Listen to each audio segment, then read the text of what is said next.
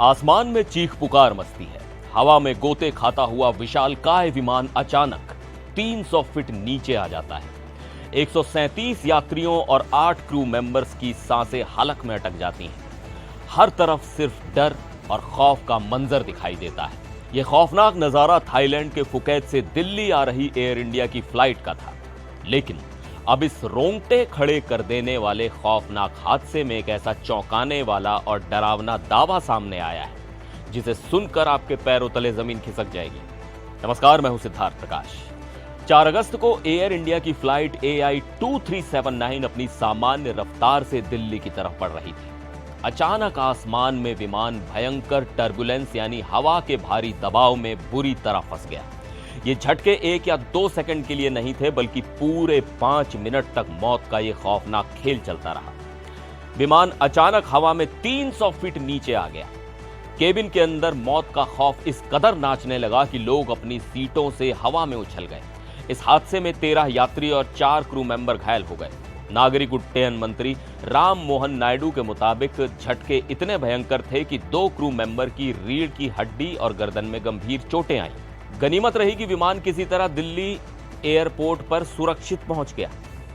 शुरुआत में सबको यही लगा कि यह हादसा सिर्फ खराब मौसम और टर्बुलेंस का कहर था, लेकिन कहानी में एक ट्विस्ट अब आया है।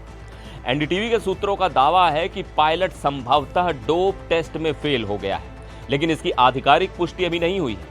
बताया जा रहा है कि उड़ान के बाद हुए स्क्रीनिंग टेस्ट में पायलट इन कमांड के शरीर में साइको एक्टिव पदार्थों को लेकर ऐसा संकेत मिला है जिसकी पुष्टि के लिए लैब जांच की जा रही है। हालांकि अभी तक जांच एजेंसियों ने यह नहीं कहा है कि टर्बुलेंस की घटना और पायलट के स्क्रीनिंग टेस्ट के बीच कोई सीधा संबंध है।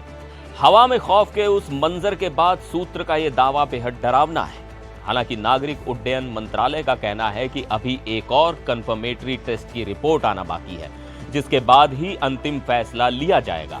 इस मामले की गंभीरता को देखते हुए दोनों पायलट्स को तुरंत प्रभाव से ड्यूटी से हटा दिया गया है। डीजीसीए ने जांच शुरू कर दी है और विमान के फ्लाइट डेटा रिकॉर्डर के साथ साथ कॉकपिट वॉइस रिकॉर्डर को भी आगे की जांच के लिए सुरक्षित रख लिया है। वहीं टाटा के स्वामित्व वाली एयर इंडिया ने आधिकारिक बयान में कहा है कि उन्हें अभी तक टेस्ट के नतीजे नहीं मिले हैं, इसलिए वो इस मामले पर कुछ भी साफ तौर पर कहने की स्थिति में बिल्कुल नहीं है। एविएशन के सख्त नियमों के मुताबिक अगर कोई क्रू मेंबर पहली बार ड्रग टेस्ट में पॉजिटिव पाया जाता है तो उसे रिहैबिलिटेशन सेंटर भेजा जाता है और नेगेटिव रिपोर्ट आने पर ही वो वापस काम पर लौट सकता है। दूसरी बार पकड़े जाने पर 3 साल के लिए लाइसेंस सस्पेंड होता है और तीसरी बार में लाइसेंस हमेशा के लिए रद्द कर दिया जाता है। अब सबसे बड़ा सवाल यह है कि अगर जांच में पायलट के खिलाफ आरोप सही पाए जाते हैं तो क्या इस घटना के पीछे सिर्फ मौसम और टर्बुलेंस जिम्मेदार माने जाएंगे या फिर कोई और वजह भी? इस डरावने मामले पर आपकी क्या राय है? हमें कमेंट करके जरूर बताइएगा। फिर मिलेंगे एक और वीडियो में। आप देखते रहिए एनडीटीवी इंडिया।